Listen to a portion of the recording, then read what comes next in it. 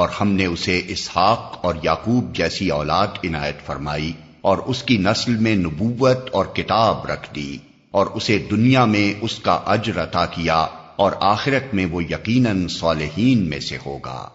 اور ہم نے لوط کو بھیجا جبکہ اس نے اپنی قوم سے کہا، تم تو وہ فحش کام کرتے ہو جو تم سے پہلے دنیا والوں میں سے کسی نے نہیں کیا ہے۔ کیا تمہارا حال یہ ہے کہ مردوں کے پاس جاتے ہو اور رہزنی کرتے ہو اور اپنی مجلسوں میں برے کام کرتے ہو؟ پھر کوئی جواب اس کی قوم کے پاس اس کے سوا نہ تھا کہ انہوں نے کہا، لے آ اللہ کا عذاب اگر تو سچا ہے۔ لوط نے کہا، اے میرے رب، ان مفسد لوگوں کے مقابلے میں میری مدد فرما۔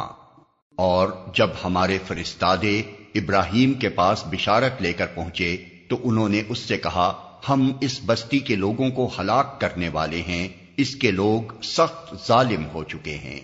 ابراہیم نے کہا، وہاں تو لوط موجود ہے۔ انہوں نے کہا، ہم خوب جانتے ہیں کہ وہاں کون کون ہے، ہم اسے اور اس کی بیوی کے سوا اس کے باقی سب گھر والوں کو بچا لے گے۔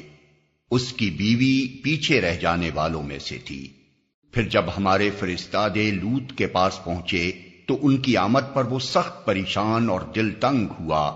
انہوں نے کہا، نہ ڈرو اور نہ رنج کرو، ہم تمہیں اور تمہارے گھر والوں کو بچا لیں گے، سوائے تمہاری بیوی کے جو پیچھے رہ جانے والوں میں سے ہے۔ ہم اس بستی کے لوگوں پر آسمان سے عذاب نازل کرنے والے ہیں اس فسق کی بدولت جو یہ کرتے رہے ہیں، اور ہم نے اس بستی کی ایک کھلی نشانی چھوڑ دی ہے ان لوگوں کے لیے جو عقل سے کام لیتے ہیں۔ اور مدین کی طرف ہم نے ان کے بھائی شعیب کو بھیجا۔ اس نے کہا، اے میری قوم کے لوگوں، اللہ کی بندگی کرو اور روز آخر کے امیدوار رہو اور زمین میں مفسد بن کر زیادتیاں نہ کرتے پھرو۔ مگر انہوں نے اسے جھٹلا دیا۔